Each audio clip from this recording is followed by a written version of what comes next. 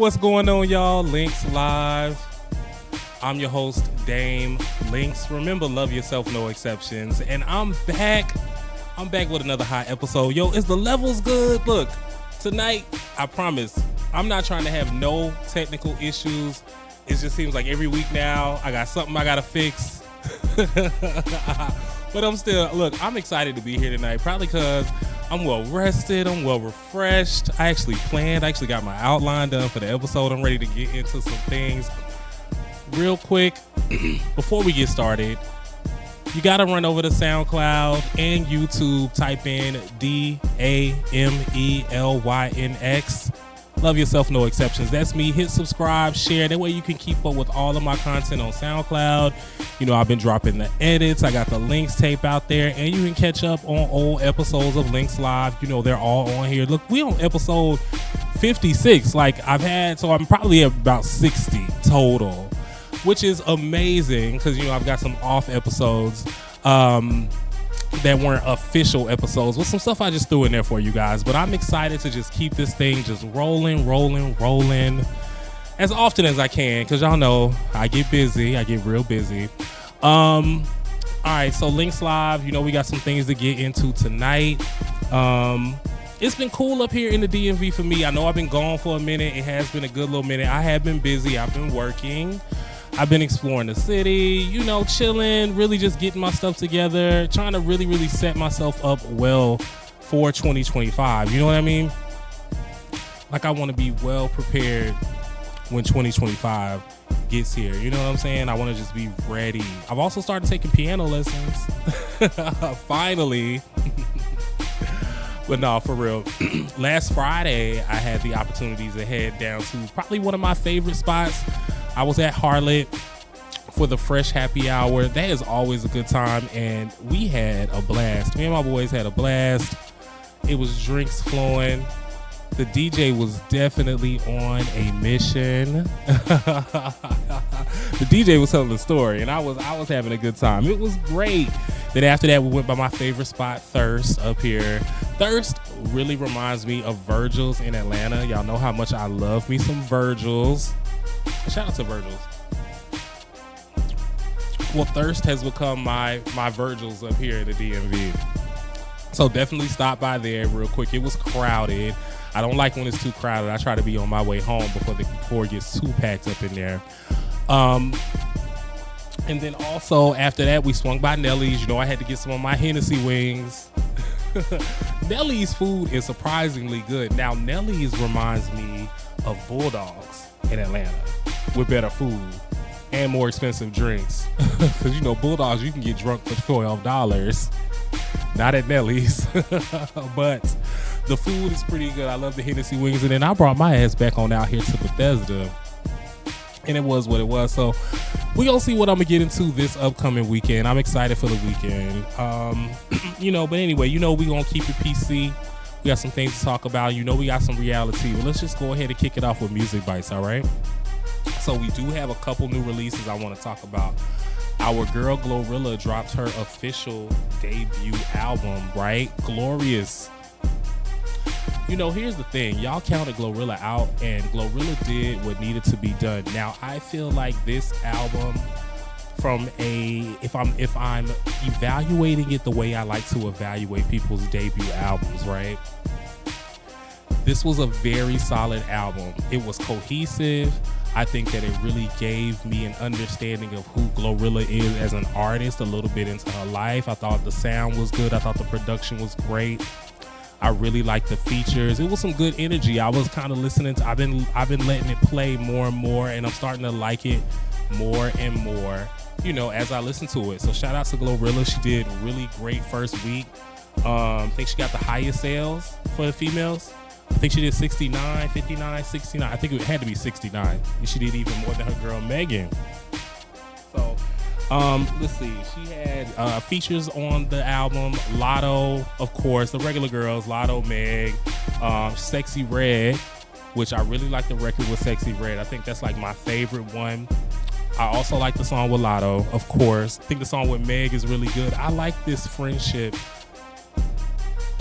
I seriously like this friendship between Meg and GloRilla, right? I really do. I think that hanging with Meg has given GloRilla that boost that she needed. Like, it's just something when you find another creative in your same space that you really vibe with. And I do feel like GloRilla and Meg's connection is as authentic as it can possibly be in the entertainment industry. So I'm liking seeing GloRilla out and about. You know, she's not problematic at all.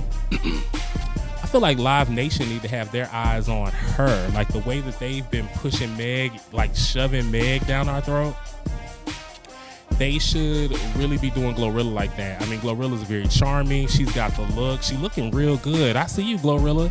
Hair, tits. GloRilla looks amazing to me. Like, I like her energy, her vibe. Like I said, she's unproblematic. She's very charming. That's who Live Nation needs to be pushing. Get Meg. Okay, we've had enough. Give us somebody else. Meg ain't working like y'all think it is. Not like y'all want it to. Not the way y'all pushing her. It's not working. But anyway, shout out to GloRilla. Really amazing debut album. Well, not amazing. It's a really solid project, and I like it.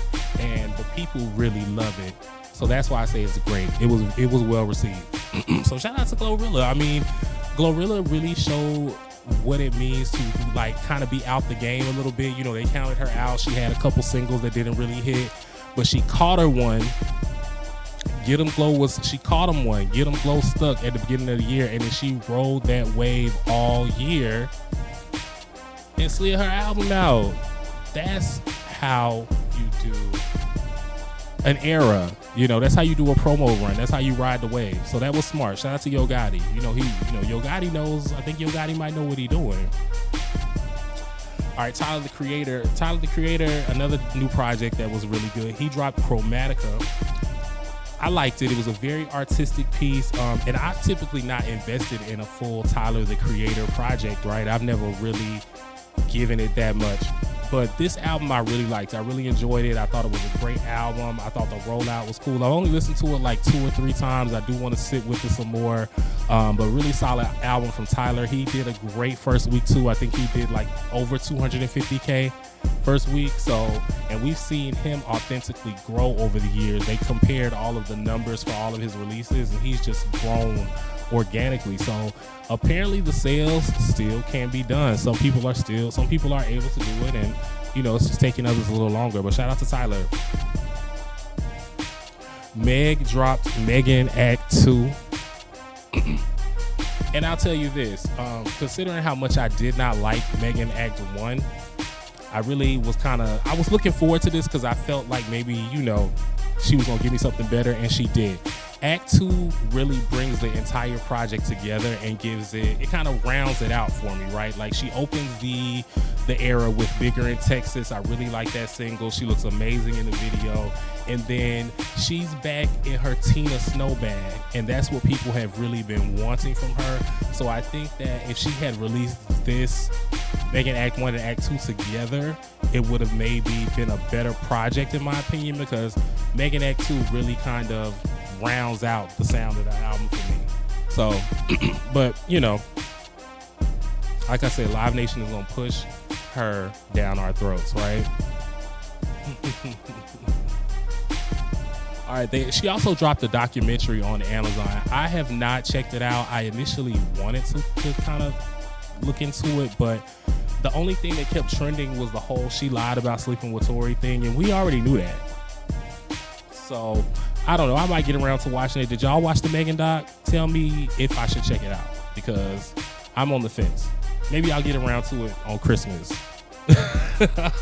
That's usually holidays is when I watch random stuff that I haven't watched. But then again, y'all know it is BET Christmas movie season, and that'll probably be taking up my downtime. So I don't know. Let me know if I should be checking out that Meg documentary. Like, if she ain't talking about shit that I don't already know, then I don't need to invest my time. But anyway. All right, so look. We're going to play a little Do We Care. We're going to do a legal assistance required edition of Do We Care this go round, because, with all the Diddy legal drama going on, you may have missed that there are other things going on in the world. Like, every time I turn around, it's all this talk about the Diddy situation and, you know, the different cases and lawsuits and baby oils, and I'm tired of it. There's other news. So I'm going to give you some trending headlines that are going on in our celebrity world, these legal issues and things that are going on. And I just need to know if you guys care or not. All right. So let me know down in the comments. All right, I got my notes. So Young Thug was released from jail. A lot of people are excited about this. Young Thug released from jail with the following stipulations. He's sentenced to 40 years total, to include 5 years time served, 15 years of probation,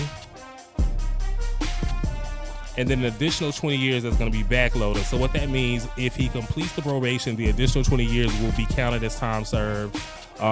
He's also not allowed to go in Atlanta for a certain amount of time. He can't mention gang activity in any music.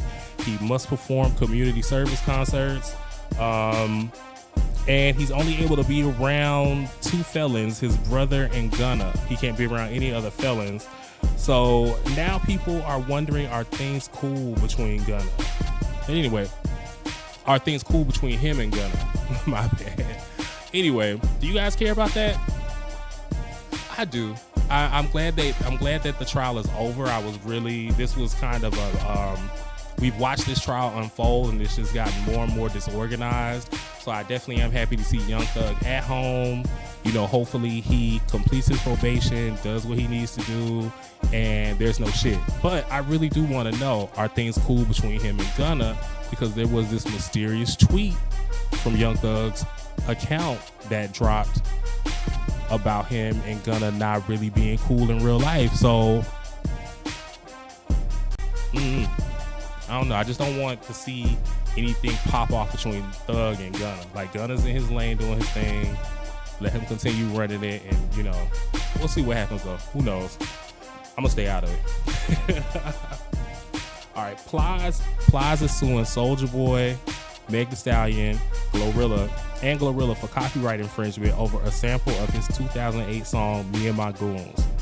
He said Soulja Boy sampled it in 2010 with Pretty Boy Swag, and Meg and Glo sampled it this year with their song "Wannabe." Cardi B was later added to the remix. Meg's longtime producer and collaborator Lil Ju came to their defense and brought up that both songs sample My Dougie from 2006. What you guys think? Y'all care about that? I don't think I really care. I mean, My Dougie did come first and all 4 songs sound alike. I really don't think anybody was thinking about that Ply song. So I don't know. But, you know, if he wins, let him win. I'm all for people getting money. All right, so next up, Tory Lanez's innocence claim accepted by the appellate court.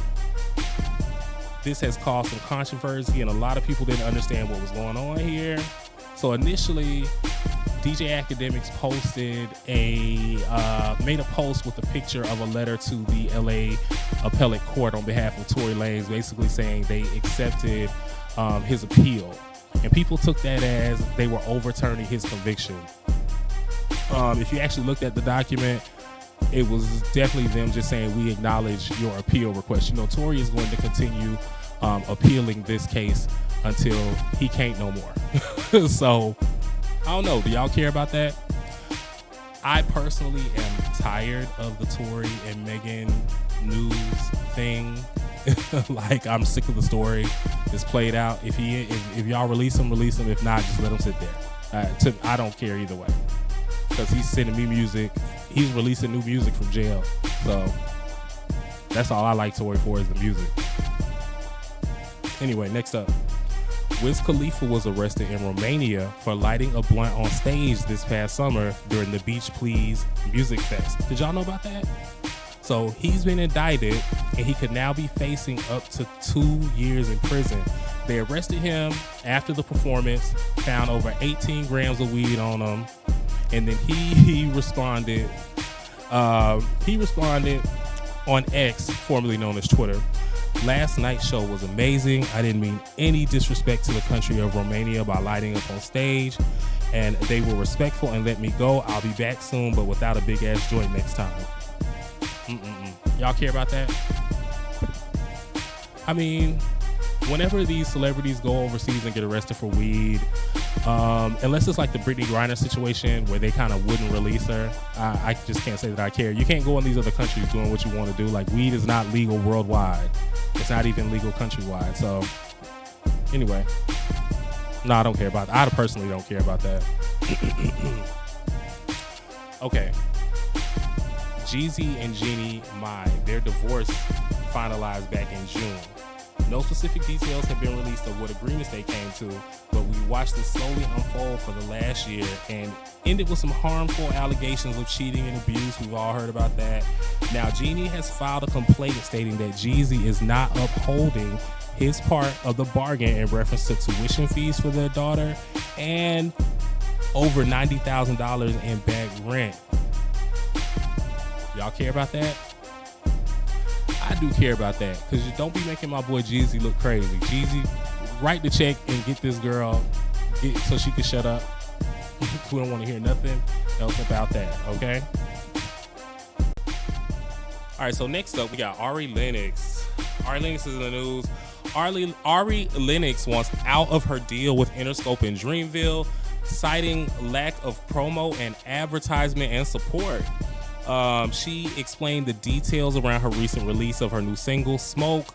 But you know, she also mentioned a recent large tax bill. Look, this is what she posted on Instagram.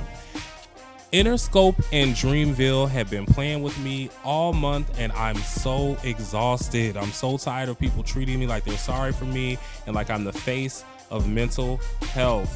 What I don't like is being signed and lied to and manipulated. She went to say on a few of those other things. What y'all think about that? I personally, first thought, I was like, Ari, here she go whining again. You know, everybody's complaining about their label situations. But then I thought about it a little more, and maybe it is best that they part ways. I mean, I don't see why Ari shouldn't be operating at the same level and being viewed at the same level as Summer and SZA, her two counterparts that she's just equally as good at. So maybe starting fresh, starting new, definitely don't go independent. I don't think you should do that, or you're going to put yourself in a hole. All right. Beyonce and Jay-Z are sending out cease and desist, and they are not playing. They sent one to Donald Trump for using freedom during a recent campaign video, and they sent one to Piers Morgan for this disgusting interview he had with Jaguar Wright. Trump quickly deleted the video from social media, and Piers Morgan took down the interview and gave an apology on his show. What y'all think about that? I definitely care about that, because one person that I'm tired of people giving or talking to is Jaguar Wright. I just think she's absurd, and she just needs to stop. She's not doing any, she's out here acting as if she's doing the Lord's work, and she's just being hella annoying and late. So anyway, watch out, because Beyonce and Jay, they not playing them games. And I don't know why y'all keep trying to wrap Diddy up in with the Jay-Z stuff. Why do y'all think he's involved? Can somebody tell me that? Anyway, Dame Dash owes over $8.7 million in back taxes to the state of New York. He currently owns 33% of Rockefeller that he's been trying to auction off all year. You've heard, you know, different people wanting to put bids in on his portion of the Rockefeller catalog. Even Drake, it was rumored that Drake was trying to buy it. You know, him and Jay, they frenemies. But if he did auction off the 33% of his shares of Rockefeller, it would have to sell for over $10 million in order for him to get any profit. What y'all think about that one? You know, Dame Dash is personally one of my favorite people. But it goes to show, you know, when you don't manage your money or try to live above your means, I don't know which one he was trying to do, but either way, the IRS don't play. All right. T.I. and Tiny, our favorite Atlanta couple, they recently won a $71 million judgment in a trademark lawsuit against MGA Entertainment over the OMG girls and their OMG dolls. Apparently, if you guys don't know, they were suing this company for stealing the likeness of their group, the OMG Girls, and the case was either thrown out or denied twice. This is their third time fighting for it, and they won. So shout out to T.I. and Tiny. You know, hey, I'm here for $71 million.